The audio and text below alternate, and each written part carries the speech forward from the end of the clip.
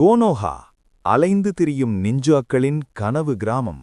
அந்த கிராமத்தில் ஒரு சிறுவன், அனைவராலும் வெறுக்கப்பட்ட ஆனால் அசாதாரணமான ஒரு சிறுவன் வாழ்ந்தான். குறள். அவன் பெயர் நருட்டோ.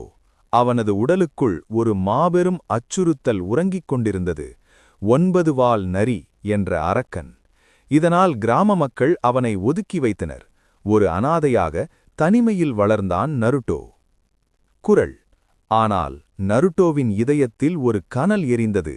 நான் ஹொகாகே ஆவேன், இந்த கிராமத்தின் தலைவனாவேன், அப்போது எல்லோரும் என்னை மதிப்பார்கள் என்று அவன் சபதம் செய்தான்.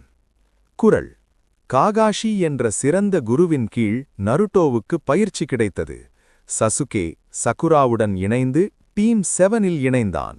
சசுகே திறமைமிக்க ஆனால் பழிவாங்கும் வெறியில் வாழ்ந்த ஒருவன். நருட்டோவின் நண்பனாகவும் போட்டியாளனாகவும் இருந்தான். குறள். ஒருநாள் சசுகே தன் குடும்பத்தை பழிவாங்க கிராமத்தை விட்டு வெளியேறினான். நருட்டோவின் மனம் உடைந்தது. தன் நண்பனை மீட்டெடுக்க அவன் புறப்பட்டான். குறள். பல வருட கடுமையான பயிற்சிக்குப் பிறகு நருட்டோ வலிமை பெற்றான். இப்போது அவனது இலக்கு பெரிதாக இருந்தது. அகாட்சுகி என்ற வில்லன் கூட்டம் உலகை அழிக்கத் துடித்தது. நருட்டோ தனது குரு ஜீராயாவின் மரணத்தை கடந்து இன்னும் வீரியமானான். குறள். பெயின் போன்ற கொடூரர்களை வீழ்த்தி நருட்டோ கிராமத்தின் நாயகனாக உயர்ந்தான்.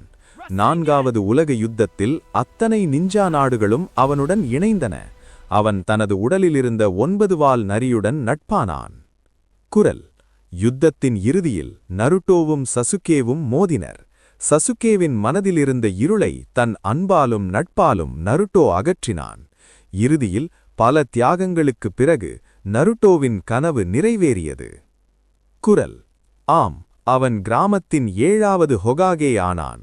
வெறுக்கப்பட்ட ஒரு அனாதை சிறுவன் உலகம் போற்றும் மாபெரும் தலைவனாக, அமைதியின் அடையாளமாக உயர்ந்தான். இதுதான் நருட்டோவின் கதை, ஒரு போராட்டத்தின் கதை.